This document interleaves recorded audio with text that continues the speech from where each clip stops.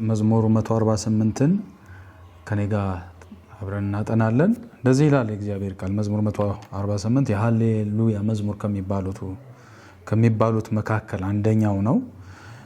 እንዲህ ይላል፣ ሃሌሉያ እግዚአብሔርን ከሰማያት አመስግኑት፣ በላይ ባሪያም አመስግኑት፣ መላእክት ሁሉ አመስግኑት፣ ሰራዊት ሁሉ አመስግኑት፣ ፀሐይና ጨረቃ አመስግኑት፣ የምታበሩ ከዋክብት ሁሉ አመስግኑት፣ ሰማያት አመስግኑት፣ ከሰማያትም በላይ ያላችሁ ውኆች አወድሱት። እርሱ ስላዘዘ ተፈጥረዋል።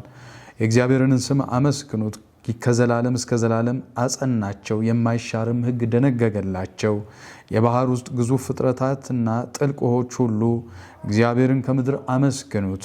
እሳትና በረዶ፣ አመዳይና ጭጋግ፣ ትእዛዙንም የሚፈጽም አውሎ ንፋስ፣ ተራሮችና ኮረብቶች ሁሉ፣ የፍሬ ዛፎችና ዝግቦች ሁሉ፣ የዱር አራዊትና የቤት እንስሳት ሁሉ፣ በምድር የሚሳቡ ፍጥረታትና የሚበሩ ወፎች ሁሉ፣ የምድር ነገስታትና ሕዝቦች ሁሉ፣ መሳፍንትና የምድር ገዢዎች ሁሉ፣ ወጣት ወንዶችና ደናግል፣ አረጋውያንና ልጆች ያመስግኑት። ስሙ ብቻውን ከፍ ያለ ነውና ክብሩም ከምድርና ከሰማይ በላይ ነውና፣ እነዚህ ሁሉ የእግዚአብሔርን ስም ያመስግኑ። እርሱ ለሕዝቡ ቀንድን አስነስቷል፣ ለቅዱሳን ሁሉ ምስጋና እጅግ ቅርቡ ለሆነው ለሕዝቡ ለእስራኤል ልጆች ሃሌሉያ ይላልና ይሄ መዝሙር ምናልባት በመጽሐፍ ቅዱሳችን ውስጥ ከተቀመጡት የሃሌሉያ መዝሙሮች አንዱ ነው። የምስጋና መዝሙር ነው እና ሰው ምናልባት ባደረገው ለጋስ ነገር ሊመሰገን ይችል ይሆናል። የሚሰጥ ውዳሴ ምናልባትም ባደረግከው ልክ የሚለካ ምላሽ ሊሆን ይችላል። ነገር ግን መዝሙር 148 አምላክን ያመሰገነበትና ማመስገኛውን የገለጸበት መንገድ የተለየ ነው። ይህም ፀሐይ፣ ጨረቃ፣ ባህር፣ እሳት፣ በረዶ፣ ላሞች፣ ወፎች፣ ሽማግሌዎችና ገና በእናታቸው እቅፍ ያሉ ሕፃናት የተገለጹበት የምስጋና ስፍራ ነው። አብዛኛው ፍጥረት በቃላት አይሰራምና የፍጥረተ ዓለሙ ውዳሴ በቃላት የሚገለጥ አይደለም። ሆኖም በምትኩ በረዶ ይሽከረከራል፣ እሳቱ ይጮሃል፣ ላሞቹ ይጮሃሉ፣ ሽማግሌዎች የጨረቃን መውጣት ትኩር ብለው ይመለከታሉ። የእነዚህን ሁሉ ውዳሴ በቃላት የሚገለጽ ሳይሆን በእውነተኛ ማንነታቸው የሚናገሩት ነው፣ በድርጊት የሚከናወን ነው። እግዚአብሔርን ማመስገን የምንማረው አድናቆትን በመስጠት ብቻ ሳይሆን ትኩረትንም በመስጠት ጭምር ነው። ነፋሱ ሲያወዛውዛቸው ዛፎች እንዴት እያፏጩና እየደነሱ እንደሚደሰቱ ስንመለከት፣ በረግራጋማ ውሃ ውስጥ የሽመላ ፍጹም ጸጥታ ምልክት ሆኖ ሲታይ፣ የዝናቡን ድምፅ ስናዳምጥ፣ እነዚህ ሁሉ ለእግዚአብሔር በድርጊታቸው ምስጋናን፣ ውዳሴን እያቀረቡ እንደሆነ እንገነዘባለን።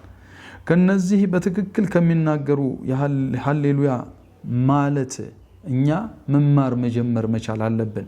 በድርጊታቸው ከሚናገሩት ማለት ነው። ለምሳሌ መላእክት ሲሆኑ ያመሰግኑታል እግዚአብሔርን። ሰራዊት ሲሆን እግዚአብሔርን ያመሰግነዋል። ፀሐይ ስትሆን እግዚአብሔርን ታመሰግነዋለች። ጨረቃ ስትሆን እግዚአብሔርን ታመሰግነዋለች። ከዋክብት ሲሆኑ እግዚአብሔርን ያመሰግኑታል። በሰማይ ያለ ውሃ በቦታው ሲገኝ እግዚአብሔርን ያመሰግነዋል። እባቦች፣ ጥልቆችም በቦታው ሲሆኑ ያመሰግኑታል እግዚአብሔርን። እሳትና በረዶ፣ አመዳይና ውርጭ፣ ቃሉን የሚያደርግ አውሎ ነፋስም በማንነታቸው እግዚአብሔርን ያመሰግኑታል። እሳቱ እሳት፣ በረዶ፣ አመዳይ፣ ውርጭ ሲሆን ቃሉን ሲያደርግ ያመሰግኑታል። ነፋስም ቃሉን በማድረግ ያመሰግነዋል። ተራሮች ተራራ ሲሆኑ፣ ኮረብቶችም ኮረብታ ሲሆኑ ያመሰግኑታል እግዚአብሔርን። የሚያፈራ ዛፍ ዝግባ ሁሉ ለማፍራት ስለተፈጠረ ሲያፈራ እግዚአብሔርን ያመሰግነዋል። አራዊትም እንስሳትም ሁሉ ተንቀሳቃሾች ሁሉ ሲንቀሳቀሱ እግዚአብሔርን ያመሰግኑታል። የሚበሩ ወፎችም ሲበሩ እግዚአብሔርን ያመሰግኑታል። የምድር ነገስታት አሕዛብ ሁሉ፣ አለቆችም፣ የምድር ፈራጆች ሁሉ፣ ነገስታትም ንጉሥ ሲሆኑ፣ አለቆችም አለቃ ሲሆኑ፣ የምድር ፈራጆችም ፈራጅ ሲሆኑ ያኔ እግዚአብሔርን ያመሰግኑታል። ጎልማሳውም ጎልማሳ ሲሆን፣ ቆነጃጅቱም ቆነጃጅት ሲሆን ያኔ ለእግዚአብሔር ምስጋና ያመጡለታል። ሽማግሌዎችና ልጆችም፣ ሽማግሌው ሽማግሌ ሲሆን ልጆችም ልጆች ሲሆኑ እግዚአብሔርን ያመሰግኑታል።